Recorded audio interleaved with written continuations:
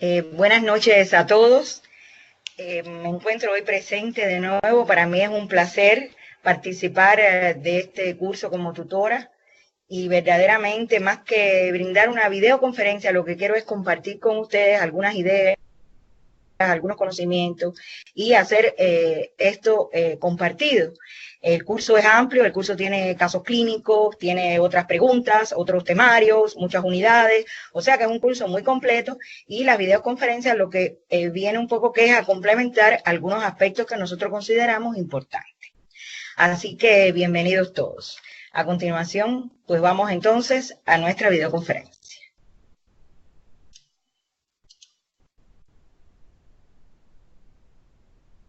Bien, así que en esta videoconferencia, dentro del curso este de farmacología aplicada, está relacionada con la vigilancia en poblaciones y productos especiales.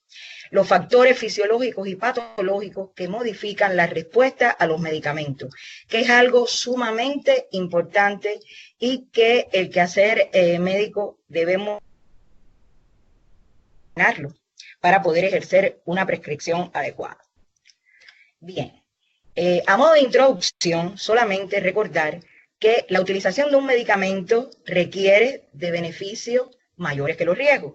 O sea, es una balanza donde siempre va a existir el riesgo, pues el riesgo cero no existe. No hay medicamentos desprovistos de efectos adversos. Por eso es que ponemos el iceberg, porque no se ve. Encuentra acá es lo que vemos, el efecto, pero lo que no vemos es la probabilidad que puede existir de un efecto adverso. Y ahí es donde entramos a tratar de, con un poco de determinada pericia, pues tratar de evitar al máximo que estos efectos adversos se produzcan. Un poco a nivel de recordatorio también, y vamos a seguir insistiendo, ¿qué cosa es una RAM? Como se dice en el argot médico. Nociva y no deseada que se presenta tras la administración de un fármaco a dosis utilizada habitualmente en la especie humana para prevenir, diagnosticar o tratar una enfermedad o para modificar cualquier función biológica. O sea, que reacción nociva y no deseada, efecto adverso, como cuando yo estudiaba se decía mayormente, es lo mismo y en definitiva es siempre que hay que prevenir, diagnosticar o tratar enfermedad y para modificar cualquier función biológica usamos los medicamentos y esto puede traer al traste con la salud del paciente. Bien, interacciones farmacológicas. Hemos querido también a modo de introducción traer esto a colación porque las interacciones farmacológicas están muy relacionadas con diferentes grupos etarios, sobre todo el anciano, que ya lo veremos en nuestra videoconferencia, donde la administración de 2 o más fármacos podrían afectar la acción del otro. Y la interacción se produce a través de uno o varios mecanismos.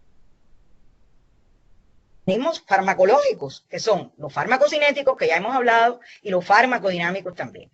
Los farmacocinéticos, bueno, cuando se afecta, el fármaco altera la absorción, destino, metabolismo, excreción de otro fármaco. En este caso, en la interacción farmacológica particularmente. Y el farmacodinámico, de 2 fármacos con acción farmacológica semejante, generalmente producen efectos aditivos o sinérgicos, que también vamos a ver algún ejemplo más adelante, y fármacos con efectos opuestos, pues lógicamente se antagonizan. Ahora, ¿cuál es la disciplina que atiende todos estos aspectos? Bueno, pues la disciplina que trata estos aspectos es la farmacovigilancia, que muchos países en el mundo a la misma y que incluso Chile también lo está, y que es la disciplina que trata de la recolección, seguimiento, investigación, valoración y evaluación de la información procedente de los profesionales de salud y de los pacientes. De ahí la importancia que los profesionales de salud pues tengamos también estos preceptos, o sea, estos criterios presentes, porque por una parte instruimos a los pacientes para que si tienen algún efecto puedan también hacer su reporte, así como los profesionales de la salud, de tal manera de ir enriqueciendo todo lo que se conoce acerca de las reacciones adversas funcionan los medicamentos en el mundo y poder intercambiar criterios y evitarlas, que es lo más importante. Y no solo de medicamentos como tal, están también plantas medicinales y medicinas tradicionales dentro de este concepto amplio que se ha hecho sobre la farmacovigilancia, que el centro que lo monitorea a nivel mundial es el centro de Uppsala de monitoreo de la farmacovigilancia y quien le ha dado este alcance a la misma. Bien, entrando ya en materia, factores fisiológicos y patológicos que modifican la respuesta a los medicamentos. Fíjense, fisiológicos y patológicos. Bien, dentro de los factores fisiológicos y patológicos están embarazo, lactancia, niños, o sea, la edad pediátrica y la edad geriátrica, o sea, el anciano. Y dentro de los patológicos, los más relevantes, está la insuficiencia renal y la insuficiencia hepática. Embarazo. En el embarazo, los efectos sobre el feto de los fármacos administrados a la madre, o sea, que es los efectos que producen los fármacos sobre el feto, fueron administrados a la madre. Y la influencia del embarazo sobre la respuesta de la madre a los fármacos. Parece un trabalengua, pero está bien acertado el concepto. O sea, efectos sobre el feto de los fármacos administrados a la madre y la influencia que tiene el propio embarazo como condición fisiológica sobre la respuesta a los fármacos. Bien, efectos sobre el feto. Efectos teratógenos sobre todo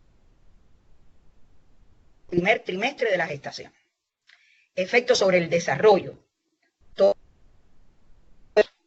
Y efectos secundarios sobre el feto y el neonato, fundamentalmente tercer trimestre al parto. Ahora, los efectos teratógenos. Podemos decir que los efectos adversos morfológicos, bioquímicos o de la conducta causados durante la vida fetal y detectados en el momento del parto o más tardíamente. Un criterio que emite la OMS. Las consecuencias: infertilidad, muerte, alteraciones del crecimiento fetal. Ahí ven algunos ejemplos. Por ejemplo, en muerte, aminopterina, tabaco, anticoagulantes, alteraciones del crecimiento fetal, alcohol o tabaco, alteraciones del desarrollo, pueden ser morfológicas, bioquímicas o conductas, efectos diferidos. O sea que se recuerdan el caso de la talidomida, fueron precisamente uno de los aspectos que incentivó precisamente el desarrollo de la farmacovigilancia. Ahora, mecanismos de la acción teratógena. En realidad, las malformaciones congénitas tienen un carácter, podemos decir, multifactorial, aunque se le asigna una ponderación a los diferentes factores que la conforman. Por ejemplo, factores genéticos se ha demostrado un 20%, porque existen diferentes afectaciones genéticas que traen consigo, bueno, malformaciones congénitas. Las aberraciones cromosómicas de un 3 al 5%, los factores maternos de 1 a 2%, las infecciones de un 2 a un 3%, y los factores ambientales de modo general, ahí se incluyen los fármacos de un 2 a 3%, y sin embargo, hay un 65 a un 70% se desconoce o hace falta estudiar más, profundizar más para poderle darle un acabado mayor a todo esto que llamamos malformaciones congénitas. Y donde se encuentran los factores ambientales, repito, fármacos, entre un 2 a un 3% de forma estimada. Bien, ahora, las fases del desarrollo, esto es a modo de recordatorio también, en gris podemos ver estas barras, que es donde precisamente periodos muy sensibles a los teratógenos. O sea, por ejemplo, toda esta parte del desarrollo embrionario, lógicamente, pues va a estar, es mucho más sensible al efecto de los teratógenos, dentro de ellos los fármacos. Y no quiere decir que el resto no, porque todo el embarazo está expuesto precisamente a alteraciones del daño fetal, pero es precisamente donde hay que hacer mayor hincapié en todos los medicamentos que tienen infección. Bien. Ejemplo de algunos fármacos que deben evitarse. Deben evitarse durante el embarazo los aminoglucósidos porque es muy reconocido que producen ototoxicidad. Cuando existía o se aplicaba canamicina, etcétera, que es del grupo de los aminoglucósidos, pues nacían niños sordos, porque todavía no se reconocía esto como tal. Las tetraciclinas con el coloración de los dientes e hipoplasia dentarias, sulfamidas y anticoagulantes, riesgo de kerníctero, que ustedes saben que es una afectación súper grave, hemorragias fetales y neonatales, el propio ácido acetil salicílico, alteraciones de la coagulación, bueno, porque es un antiagregante plaquetario, retraso en el cierre del ducto arterioso e inhibición del parto, entre otros. Porque hay publicaciones que también, pues por ejemplo, en el ácido acetil salicílico, pues también se habla de problemas en el sistema osteomuscular, o sea, algunas publicaciones que existen, o sea, habría que hacer un estudio exhaustivo. Yodo radioactivo, yoduros, antitiroideos, todo eso son sustancias bociógenas, nitrofurantoína, sulfonilurea, por ejemplo, la glibenclamida que está en el arsenal terapéutico de ustedes y del mundo entero, pues puede producir hipoglicemias prolongadas. Y todo esto debe evitarse durante efectos secundarios que pueden producir en el feto y el neonato. Ejemplo de algunos fármacos que deben ser usados con precaución. Los anestésicos generales, porque lógicamente sufrimiento fetal cuando hay hipotensión materna. Los anestésicos locales, que pueden producir bradicardia fetal, hipotensión materna y sufrimiento fetal. Los opioides, como los opioides, depresión del sistema nervioso y síndrome de abstinencia, que es bastantes publicaciones últimamente de eso también. Del fenobarbital, depresión del sistema nervioso, síndrome de abstinencia y síndrome hemorrágico. Las benzodiazepinas, hipotonía, o sea, ustedes tienen ahí toda una serie de ejemplos que son fármacos que deben ser usados con precaución. Ahora, influencia del embarazo sobre la respuesta de la madre a los fármacos. Esos son modificaciones farmacocinéticas y farmacodinámicas. Y déjenme decirles que tampoco no están bien conocidas. De ahí la importancia que le damos en este curso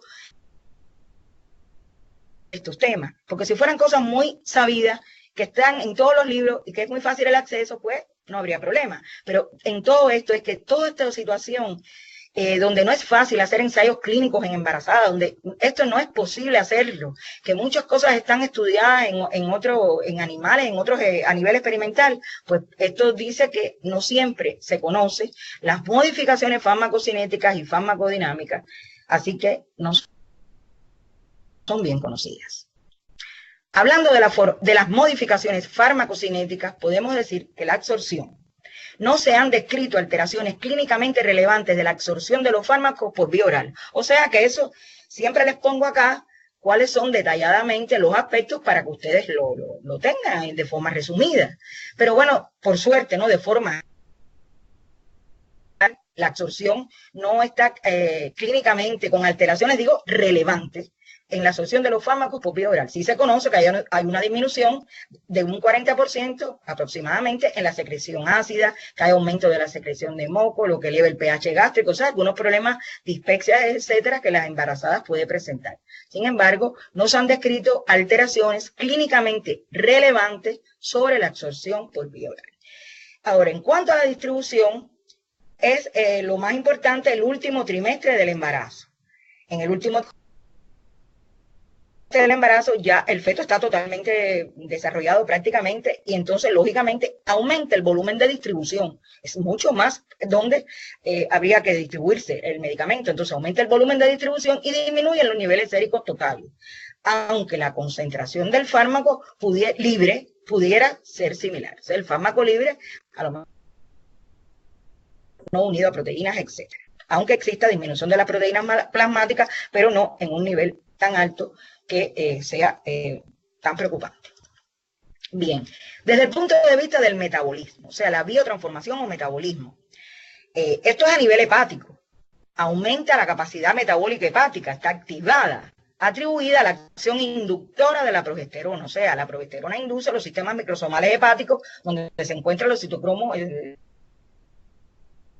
encima del citocromo P450, que no se los he puesto ahí, pero se los estoy hablando porque para conversar de algo muy interesante, y es máxima al final del tercer trimestre, o sea, que aumenta la capacidad metabólica hepática en el embarazo, atribuida a la propia acción inductora de la progesterona. Mientras que la excreción aumenta el flujo sanguíneo renal y la filtración glomerular, 50% del primer trimestre, pero después se normalizan en el tercero, con un aumento de la filtración, con aumento del aclaramiento de creatinina y, por ejemplo, de las penicilinas, cefalosporina, aminoglucósidos, etc. Por lo tanto, a nivel de excreción aumenta el flujo sanguíneo renal y la filtración glomerular. Ahora, existen estos criterios de utilización de fármacos en la gestación. Estos son criterios internacionales, criterios que utilizan la mayoría de los países. Aquí en Chile también se utilizan, porque estuve leyendo y después le vamos a poner, bibliografía sobre eso, pero ustedes, lógicamente, conocen de esto. Y no es ocioso tampoco, pues señalarlo. Que en orden ascendente, los criterios de utilización de los fármacos en la gestación. Se le da una nomenclatura: clase A, clase B, clase C, clase D y clase X. Un salto a la X. En la X, no utilizar en embarazadas ni en mujeres que puedan estarlo. Esto es importante, ni en mujeres que puedan estarlo, porque toda mujer presuntamente que pudiera estar embarazada por su edad, etcétera, por su situación familiar, etcétera, hay que pensar siempre que puede estar embarazada y no se le puede medicar con este tipo de medicamentos que clasifican en la clase X. Y ya desde la clase A la clase D, pues tienen una ponderación un poquito diferente. Aquí, por ejemplo, en la clase A, deben utilizarse cuando sean necesarios. En la clase B, se utilizan cuando son necesarios. Porque aquí, en definitiva, no riego en el primer y tercer trimestre, que son los más importantes. Por eso se utilizan cuando sean necesarios. En la clase C, solo deben utilizarse donde el beneficio se estime mayor que el riesgo. Y la clase D, solo deben utilizarse cuando el beneficio también supere mucho más al riesgo. O sea que estos dos son diferentes, porque el beneficio de su utilización en la embarazada que compensa el riesgo, y aquí porque estos han sido estudiados más bien en animales, o sea, no hay estudio en mujeres, o sea, que está menos estudiado desde el punto de vista más experimental y menos clínico. Por eso es que un poco que es esta diferencia. Pero en conclusión, que el uso o no uso en esta clasificación es precisamente el riesgo o no que se tenga. Y estos criterios existen y están bien documentados en la literatura y en las normativas de todos los países, incluyendo Chile también. Bien. Entonces, ahora, las normas básicas para la utilización de los fármacos en la embarazada. Cuando lo que hablábamos ahorita está en rojo, como está maximizado, no se ve bien, pero sospecha que una mujer fértil y viene con síntomas de pielonefritis, o viene con o un estado gripal, etcétera, antes de instaurar un tratamiento, siempre lo primero que hay que pensar antes de diagnosticar es que ella puede estar embarazada. Y a partir de ahí es entonces el tratamiento. Prescribir medicamentos solo si son necesarios. Luchar contra la automedicación y los hábitos tóxicos. No considerar inocuo ningún fármaco. Eso es válido para todo, pero en el embarazo mucho más, porque se está tratando precisamente de lo que vimos anteriormente, del impacto que puede tener en el feto. Valorar el binomio beneficio-riesgo altamente. Elegir los fármacos mejor conocidos y más seguros. Evitar fármacos recién comercializados, a no ser que estén muy bien estudiados, muy bien, que no haya duda de seguridad compensa el riesgo. Utilizar las menores dosis. Tener presente los cambios farmacocinéticos que se producen durante el embarazo y su desaparición después del parto. Esto es importante, porque después del parto todos esos cambios farmacocinéticos que vimos ya no van a existir, porque lógicamente ya no va a existir el de distribución, pues va a ser diferente totalmente sus parámetros farmacocinéticos. Por lo tanto, las dosis van a tener que variar. Considerar que las características farmacocinéticas y farmacodinámicas del feto no tienen que ser iguales a la de la madre. Esto que parece algo que ya es como es trillar lo que ya se conoce, pero es importante tenerlo en cuenta, porque es que día a día vemos cómo a veces nos llaman y nos dicen, doctora, mire, yo tengo un problema en un molar ahí que me duele mucho, me parece que tengo una infección, ¿qué antibiótico podría tomar? Entonces, lo primero que piensa el embarazo mejorar y desconoce precisamente estas cosas y que eso depende de nosotros, el evitar mayores consecuencias posteriores. Bien, a modo de ejemplo, estaba buscando algún ejemplo que me resultara y encontré este, porque fue uno de los más recientes, aunque es del 2013, de la FDA, donde hay un reporte de la Administración Norteamericana para Alimentos, o sea, la FDA, donde dice que no debe administrarse sulfato de magnesio a gestantes por más de 5 a 7 días en la detención del parto pretérmino, a fin de que el tratamiento no produzca bajos niveles de calcio y anomalía fetal. O sea, que se hizo un estudio a partir de 18 casos comunicados al sistema de reporte de eventos adversos, por eso es que están el sistema de reporte de eventos adversos de anomalías esqueléticas en niños. Por lo tanto, en estos casos, la exposición fetal duró como promedio de 10 semanas, o sea, fue una exposición grande, sostenida, donde los neonatos desarrollaron osteopenia y fracturas óseas y condiciones de naturaleza, otras condiciones de naturaleza transitoria. Pero ya se hizo el reporte. Traigo esto para que vean un ejemplo de reporte, como un reporte de un organismo internacional regulatorio, pues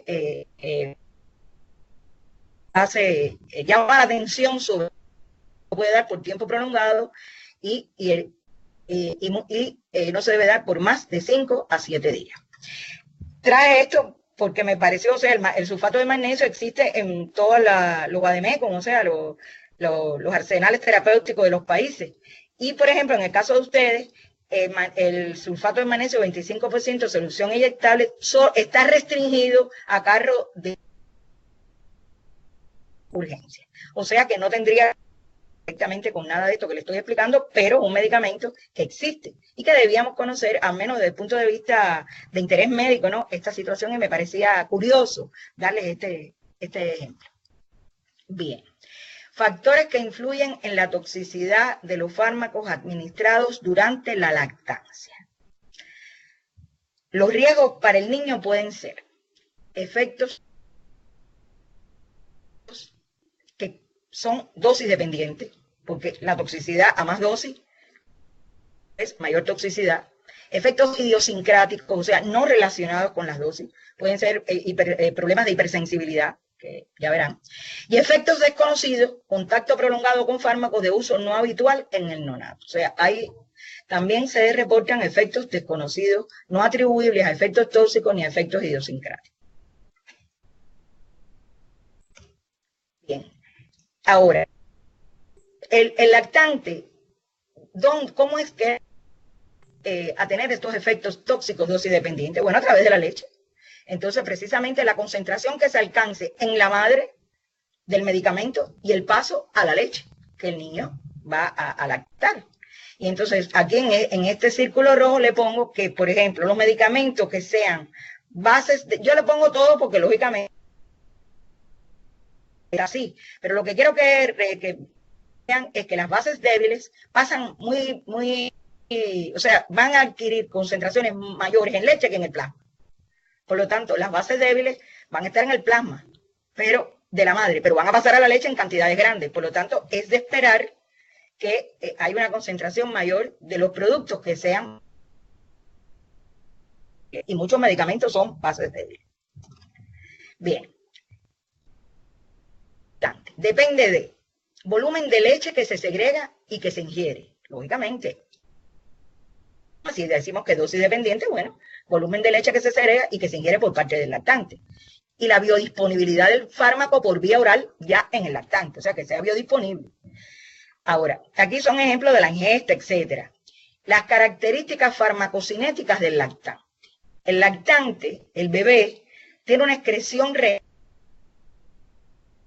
una capacidad metabólica de los fármacos muy reducida, así como cuestión general, reducida. Aunque nos olvidemos que las cuestiones específicas, eso sí hay que tenerlo muy presente, que la excreción renal y la capacidad metabólica de los fármacos, o sea, en el hígado, su capacidad metabólica de biotransformar los fármacos es muy reducida. Por lo tanto, tiene que ver con a mayor edad, mayor capacidad de succionar, o sea, días de nacido, más meses, etcétera. Mayor cantidad de extracción y los varones se ha comprobado que succionan con mayor fuerza, por lo tanto, deben ingerir mayor cantidad, con sus excepciones, como todo en la vida. Bien, ahora, la producción de leche materna, a su vez, puede estar influenciada por medicamentos y hormonas también, porque pueden aumentar o puede disminuir la producción de leche materna. Por lo tanto, los bloqueadores de receptores de levomepromacina, pues aumentar la producción de leche, el aumento del flujo sanguíneo, vasodilatadores, lógicamente, aumento de la secreción de prolactina como ranitidina, metoclopramida, cimetidina, etcétera, producción de leche materna decrecida, disminución del flujo sanguíneo como los vasoconstrictores, disminución de la secreción de prolactina, o sea, lo contrario acá, estimulan los receptores de 2, esta sustancia, inhibidores de MAO, bromocriptina, las dopas, vitamina B6, dosis elevada, disminuye el contenido de estrógeno. Es nada más que un dato, incluso vacilé en ponerla o dejarla porque he dado otras conferencias sobre el tema, pero es interesante saber que la producción de leche materna, pues también, por los propios medicamentos y por condiciones endocrinas, fisiológicas, pues puede estar también afectada y esto también, bueno, puede influir en la cantidad mayor o menor de leche que el niño ingiera y de los... Valoración del riesgo. Seguros. Son aquellos fármacos que se administran a la madre por vía tópica, oral y no se absorben. No se absorben. Nistatina y antiácidos. Eso se denominan seguros. No se absorben porque todo el mundo conoce que la piel no es barrera. La piel es una barrera para muchas cosas, pero para los muchos medicamentos no lo es. Y entonces por vía tópica, oral y no se absorbe. Los que no... La leche. Los que pasan en cantidades mínimas, que aunque pasan, pero el médico ya está la atención de esta situación. Los que no se absorben por vía oral en el lactante, no tiene absorción ninguna, por lo tanto, no lo va a afectar. Los que se han utilizado ampliamente durante la lactancia y no han originado reacciones adversas, aunque sean detectables concentraciones, por ejemplo, el ácido fólico, anticonceptivos, antihistamínicos en tratamientos cortos, paracetamol en tratamientos cortos. De esta manera es como, de forma general, pues se hace una valoración del riesgo en cuanto, en este caso, a la seguridad. Seguros. Ahora, con precaución. Los fármacos para los que no hay suficiente información. Si no se tiene una amplia información de que se tenga esa seguridad, de que no problemita en el bebé a través de la lactación, más del 50% de los fármacos. Eso es igual que pasaba con la embarazada, que había que pensarlo muy bien para medicarla, pues con el bebé también, porque los fármacos para los que no hay suficiente información, más del 50% de los mismos, también habría que darlo con precaución y con mucho valoración riesgo-beneficio. Alcanzan altas concentraciones, aunque no se hayan descrito efectos adversos, como estos que se mencionan acá, con precaución. Ahora, contraindicados, o sea, tienen la cruz ahí, eso no. Son contraindicados, el riesgo es muy grande, supera con creces los beneficios. Aquí, los fármacos para los que se han descrito efectos secundarios en el lactante, aquellos cuyo uso en el neonato está contraindicado, y eso viene en el efecto de los productos, está contraindicado y no, por supuesto que no se administra, o que no se utilizan habitualmente en el lactante. Los que pueden, por ejemplo, provocar anemia hemolítica cuando hay déficit de J6PD, o sea, de glucosa 6-fosfato de hidrogenasa, que es una enzima sumamente importante. Y los que inhiben la secreción de la leche. Por lo tanto, estos están contraindicados. Ahora, Ahora, se debe evitar la presencia en la leche materna de esta lista que hay aquí, quizás hay más también, pero a modo de ejemplo es lo que he puesto. Lo mismo que le mencionaba ahorita, riesgo de producir hemólisis en lactante con deficiencia de glucosa 6-fosfato de hidrogenasa, en las primeras semanas del lactante, metronidazol, por ejemplo, peligro de toxicidad neurológica, presentes en la leche materna se absorben con dificultad, pues suelen estar queladas, que son de evitar. Y por ejemplo también, pues esta es una normativa chilena que me parecía interesante, por lo menos para mí, que la pude acceder y estudiármela, porque creo que aquí aprendemos todo. Es la guía perinatal que es el Programa Nacional de Salud de la Mujer del Ministerio de Salud del Gobierno de Chile, donde se aparecen los fármacos de uso habitual en el embarazo. Y todas estas cosas que le hemos dicho, la clasificación de la FDA, el riesgo, todo esto que hemos visto está presente ahí y bueno, pueden acceder acá. Aunque me imagino que sí que ya ustedes estén empapados en esto, pero no es ocioso, bueno, recordarlo. Bien, utilización de los fármacos en el niño. Bueno, ya la edad pediátrica. Ya un poco que nos referimos anteriormente al lactante, al recién nacido a término. Bueno, pero está esta edad, escolares y adolescentes. O sea, la edad pediátrica, como tal, más, aunque en pediatría es todo el niño, pero bueno, estas son las edades que ya se diferencian un poco del lactante. Aquí van a ver diferencias farmacocinéticas y determinación de patrones de dosificación según edad, tamaño, estado de salud. Y un problema que tiene esta categoría etaria es que hay falta de ensayo. O sea, está urgida y por genética de cuestiones es difícil, lógicamente, pues llegar a poder establecer una profundización mayor en cuanto a las farmacocinéticas, etcétera, hasta la farmacodinámica también, de los medicamentos en esta edad. Por lo tanto, ojo, esto también hace que seamos más cautelosos aún. Por eso la farmacovigilancia es tan importante, porque precisamente viendo estudios post comercialización y ahí es donde precisamente las reacciones adversas, los eventos adversos, todas estas cosas, pues al informarse, pues todo lo que es el equipo de salud médica, pues se nutre de esa información para prevenir precisamente estos eventos. Bien, ahora en la absorción, secreciones menos ácidas en el estómago, o sea, los niños, valores del adulto, toman los valores del adulto a los o sea, en general, hasta los 3 años de edad, secreciones ácidas del estómago. Vaciamiento gástrico disminuido hasta los 6 a 8 meses, mucosa gastrointestinal más permeable. Desde el punto de vista de la distribución, volumen, o sea, distribución viéndolo como todo el volumen que el medicamento se va a distribuir, se va a hacer biodisponible. Volumen del líquido extracelular máximo en el neonato prematuro, por ejemplo, es de 85%. Mientras que en el adulto es del 65%. Miren las diferencias. Ahora, la proporción de grasa corporal.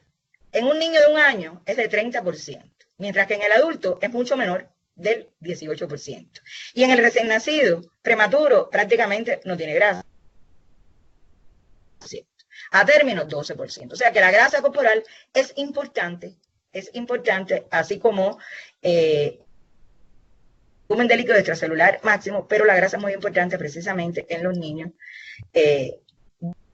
1 año, que es del 30%, o sea que es bastante grande. Unión a proteínas plasmáticas. Bueno, disminución en las primeras semanas, fracción libre de los fármacos, mayor en el neonato. Y la barrera, es importante esto, barrera hematoencefálica inmadura. O sea, está aumentada, por ejemplo, por poner un ejemplo, la permeabilidad al cloranfenicol y al cotrimoxazol. Y en presencia de meningitis está también aumentada las penicilinas, cefalosporina, rifampicina, etcétera, este grupo de antibióticos. Y no usar aminoglucósidos sistémicos porque no acceden al sistema nervioso central por la barrera hematoencefálica. Y la excreción, están afectados todos los fármacos con excreción renal. Todos los fármacos con excreción renal están afectados en esta etapa. El riesgo mayor para fármacos que presenten índice terapéutico pequeño. Es una ventana terapéutica pequeña, es imposible que no haya riesgo. Y aquí vuelven a aparecer los aminoglucosas. La biotransformación. Bien, la biotransformación es muy importante porque en esta edad la capacidad metabólica hepática, la fase 2 de reacciones de conjugación está más afectada. Aquí vemos un ejemplo, por ejemplo, disminuida hasta un mes en el prematuro y en el recién nacido. Esto aumenta de un mes a 3 meses, aumenta bastante. Y después vuelve a caer paulatinamente con la edad, a medida que el niño se desarrolla y comienza a disminuir hasta la pubertad, hasta mayor de 3 años, donde ya se estabiliza.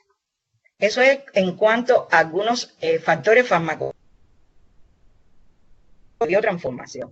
O sea, las reacciones de conjugación son aquellas donde los productos se unen a otros, o sea, los medicamentos se unen a otras sustancias como el ácido glucurónico, etcétera, para hacerlos más excretables, o sea, más solubles, más excretables. O sea, así es como los medicamentos, es uno de los ejemplos, son reacciones de conjugación y menos tóxicos.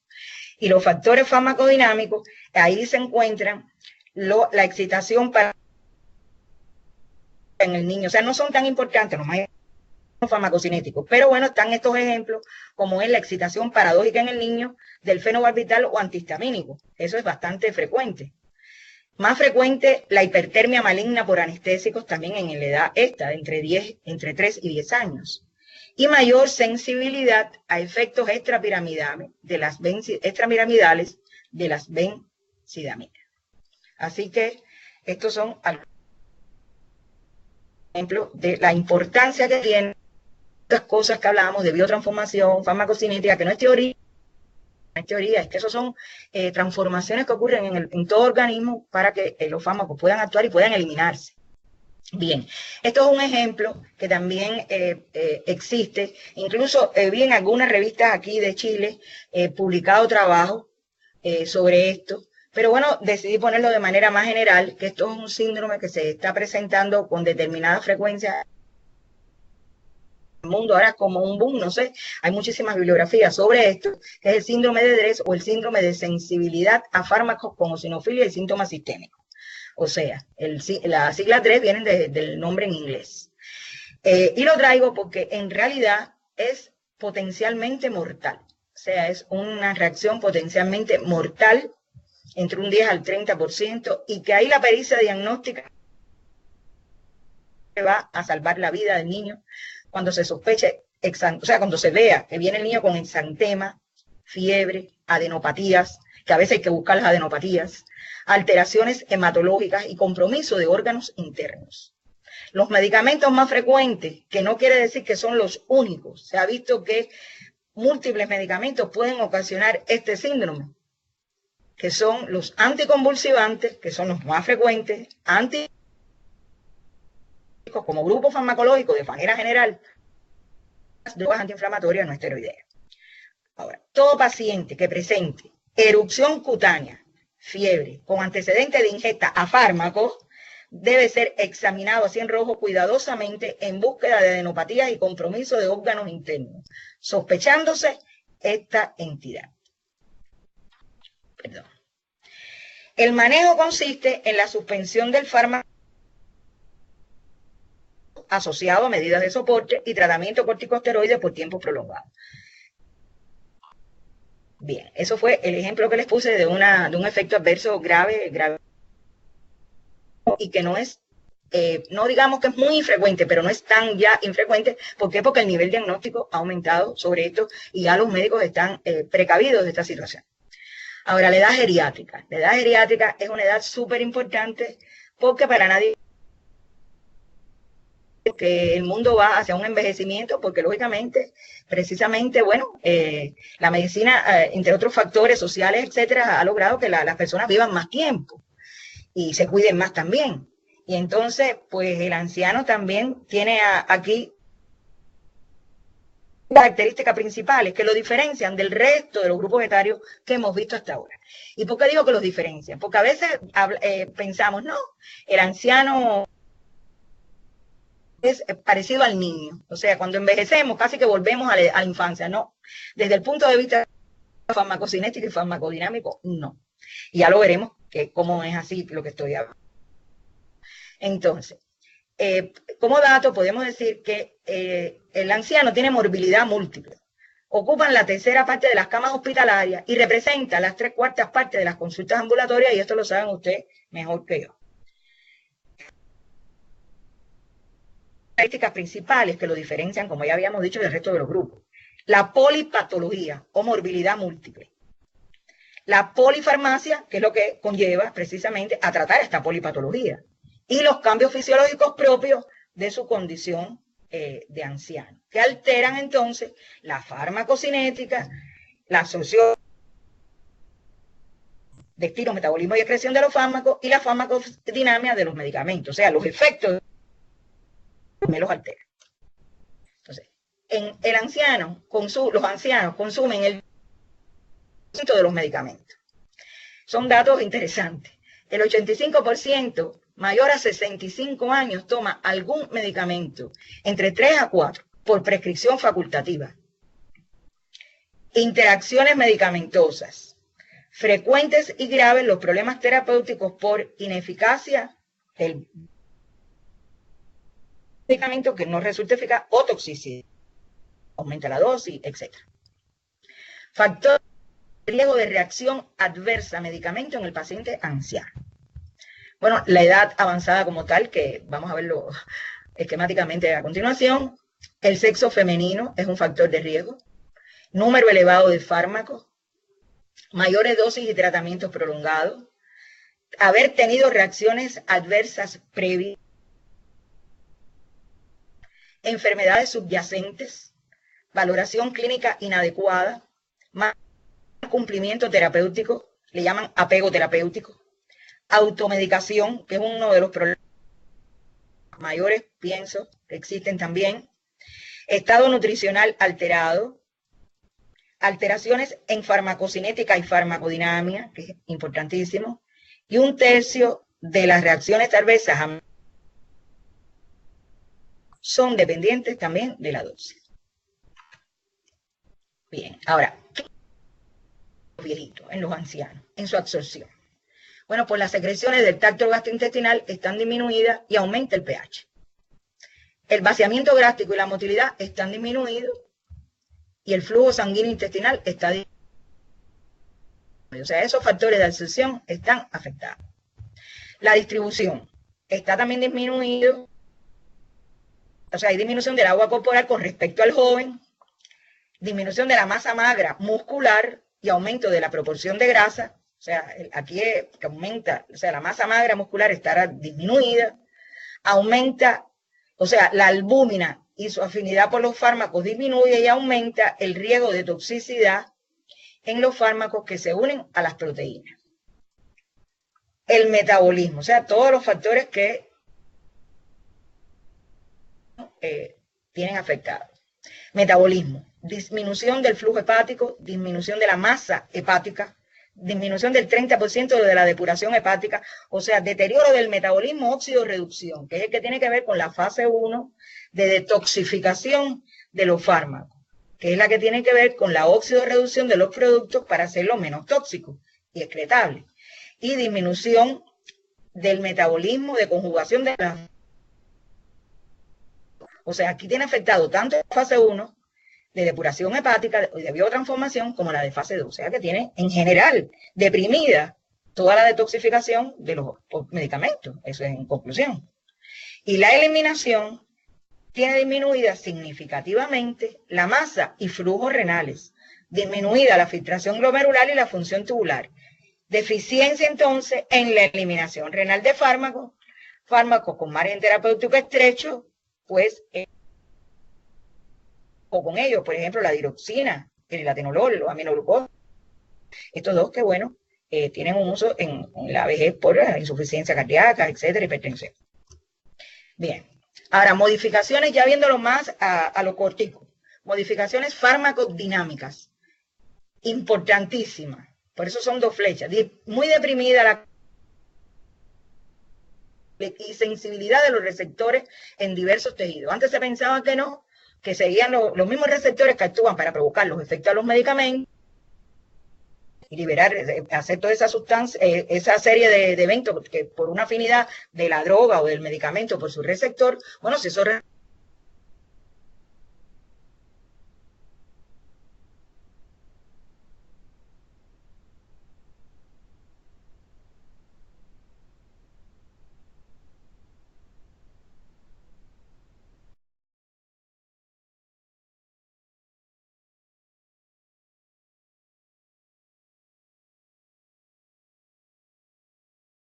antihipertensivos, o sea, son más proclives a este tipo de problemas, con benzodiazepinas, antiparkinsonianos, neurolépticos, o sea, hipotensión postural y falta de control postural, y aumenta entonces la incidencia de ¿qué? De caídas. Por lo tanto, es una complicación cuando los ancianos se ven complicados con esto por fracturas de cadera, que ya son otras complicaciones, incluso de solución quirúrgica, que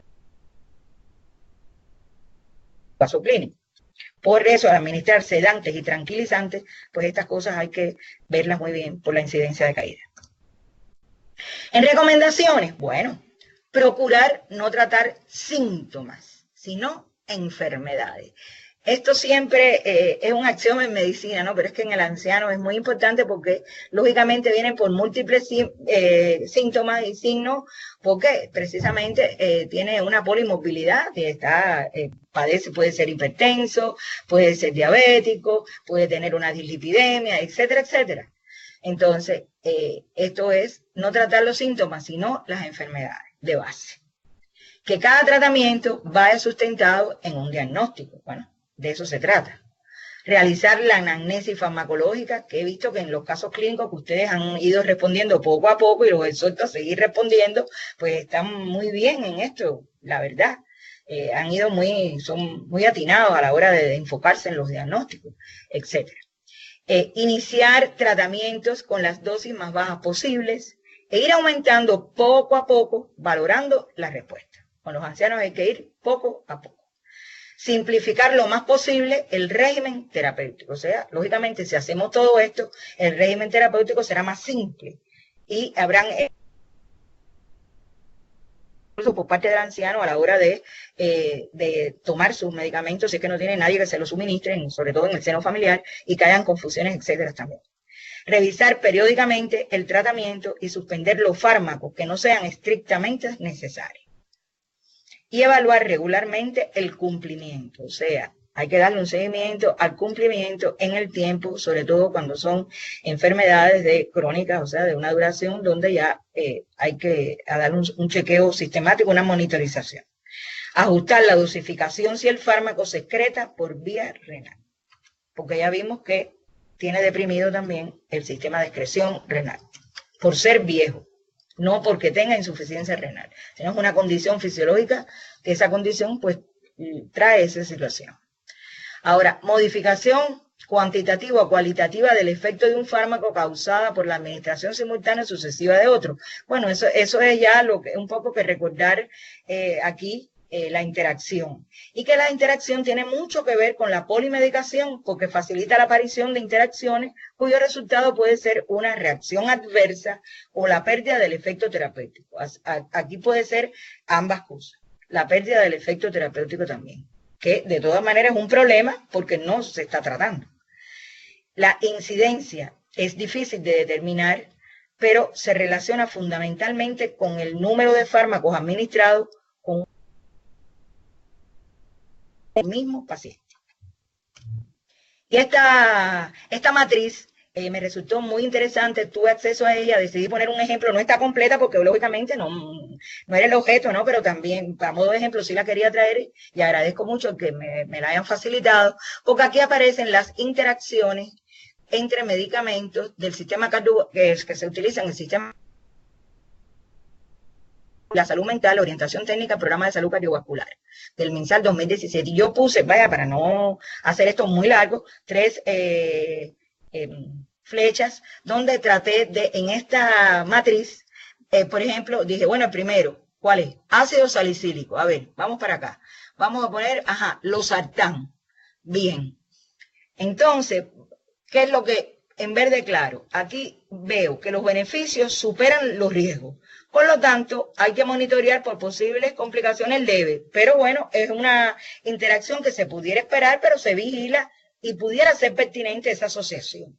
Caso de que es hipotética, caso de que un tratamiento lo requiriera. Todo esto es hipotético. Entonces, por ejemplo, dije, bueno, al azar, en alapril, y aquí este es gris, y los sartán también. A ver, vamos para acá abajo.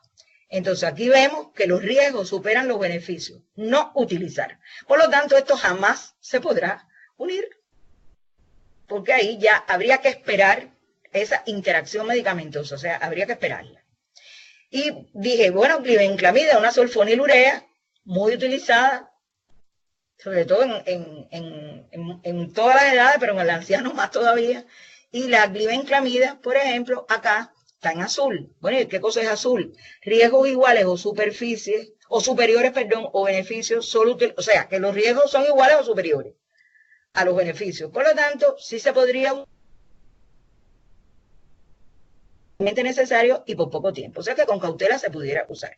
Y aquí están en colores y está muy, muy bien hecha esta matriz. Yo los felicito y verdaderamente la utilicé yo también en la clase y creo que les sepa de utilidad también. Bien, así que ya acabamos con los factores fisiológicos. ¿Dónde recalco? Están los factores propios de las condiciones estas fisiológicas y donde juegan desde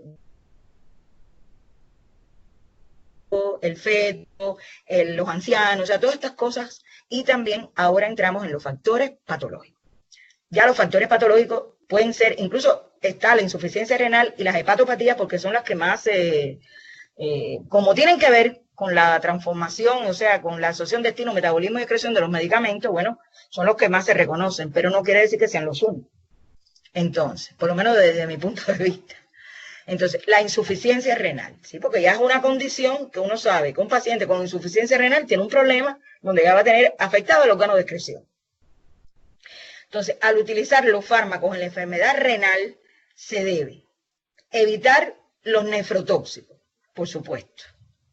Ajustar las dosis de los fármacos con un índice terapéutico pequeño para evitar su acumulación. O sea, si ya se sabe que se va a excretar menos que en un paciente normal que tiene su riñón normal, pues hay que ajustar la dosificación para evitar un efecto retrógrado de acumulación y por tanto de intoxicación y que pueda provocar ya el fármaco en sí un efecto adverso a nivel general.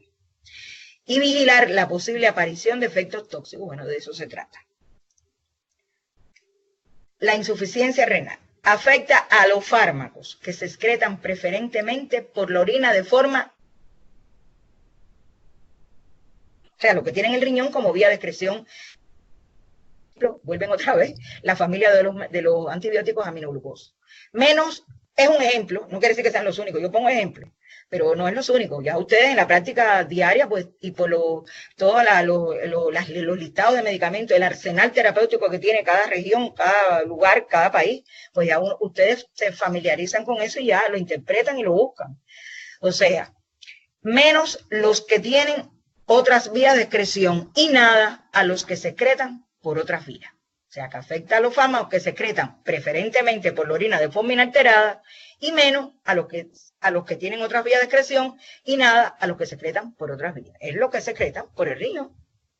Entonces, la influencia de la enfermedad renal es particularmente intensa cuando el fármaco es nefrotóxico. Eso sí, parece una contradicción y ustedes dirán, bueno, pero ¿quién va a administrar un fármaco nefrotóxico a un riñón que tiene problemas? Bueno, pero es que a veces depende del tipo de arsenal terapéutico que se tenga, depende de diferentes condiciones, patologías. Por ejemplo, si es un antibiótico en un caso de resistencia y a lo mejor ese es el que es sensible. O sea, eso depende de muchos factores. Pues que al reducir aún más la función renal, multiplica la acumulación y la toxicidad del fármaco. O sea que esto hay que tenerlo presente también. Ahora, alteraciones farmacodinámicas en la insuficiencia renal. O sea, los efectos de los medicamentos. ¿Cómo son afectados? Bueno, el aumento del efecto. ¿Por qué? Por trastorno, por ejemplo, aumenta el efecto. retrógrada, ya lo habíamos dicho. Bueno, un ejemplo, trastorno de la coagulación asociado a insuficiencia renal. Por ejemplo, hemorragia por anticoagulantes o antiagregantes. Porque va a haber más acción de esa sustancia en el torrente sanguíneo y se va a biodistribuir más. Y va a haber más biodisponibilidad durante más tiempo. Ahora, modificación del pH en sangre, por ejemplo, acidemia en estos pacientes, mayor toxicidad central de salicilato, hipnótico, opiáceo, pérdida del efecto, por ejemplo, en las tiacidas, porque eso no... Trastornos electrolíticos, aumento de la toxicidad, nefrotoxicidad. Ya. Ahora, blancos de lesiones renales por fármaco. Los blancos renales por fármaco está el glomérulo, el túbulo, el intersticio, los vasos y alteraciones funcionales. Y entre los mecanismos está la agresión directa sobre estas células, sobre estos tejidos, química o alérgica. Lesiones indirectas, puede ser precipitaciones del fármaco, de calcio o de ácido úrico. La mayor parte de los efectos nefrotóxicos por fármaco son reversibles cuando se suprime el tratamiento. Eso es algo importante. Cuando se sospecha inmediatamente que es atribuible al fármaco este tipo de trastorno, de reacción, pues enseguida se suspende y en muchos casos logran ser revertidas. Las alteraciones más importantes son la insuficiencia renal aguda y las lesiones tubulares. O sea, las alteraciones de insuficiencia renal que afectan a los fármacos. Ahora, la insuficiencia hepática. Bueno, aquí ya hablamos del órgano excretor. Ahora hablamos del órgano metabolizador, el que biotransforma, el hígado. Entonces, la insuficiencia hepática produce alteración de las reservas de grasa y agua corporal. O sea, en estos pacientes hay este problema. Cambios en la unión a proteínas plasmáticas. Hay disminución en la concentración de albúmina, o sea, tener todos estos aspectos. Arquitectura normal de sinusoides y hepatocitos con reducción de la permeabilidad, desviación por circulación colateral del flujo portal a la circulación sistémica, variación interindividual también y biodisponibilidad alterada. Eso es lo que se va a encontrar en la insuficiencia hepática, a los fármacos. Algunos ejemplos de fármacos que deben evitarse en la enfermedad hepática. Por ejemplo, los AINES, riesgo de síndrome hepatorrenal. Los aminoglucósidos, mayor riesgo de nefrotoxicidad si hay síndrome hepatorrenal. Anticoagulantes orales, riesgo de hemorragias en pacientes cirróticos. Por ejemplo, atenolol, riesgo de deterioro renal en cirróticos. Y este es un ejemplo que ya se los dejo para que ustedes lo busquen, lo lean, lo comenten, lo podemos hasta comentar por las vías que tenemos del foro, etcétera, la que ustedes escojan dentro de las facilidades que brinda la plataforma del curso. Y este ejemplo, por ejemplo, sí lo dejé porque dije daño hepático por fármaco, características clínicas e histológicas en 33 casos. Y veo que Revista Médica de Chile. Y dije, bueno, lo voy a poner para que si a ellos les interesa, bueno, pues puedan también revisarlos y podemos quizá compartir experiencias. Bien, bueno, muchas gracias a todos. Muchas gracias a todos.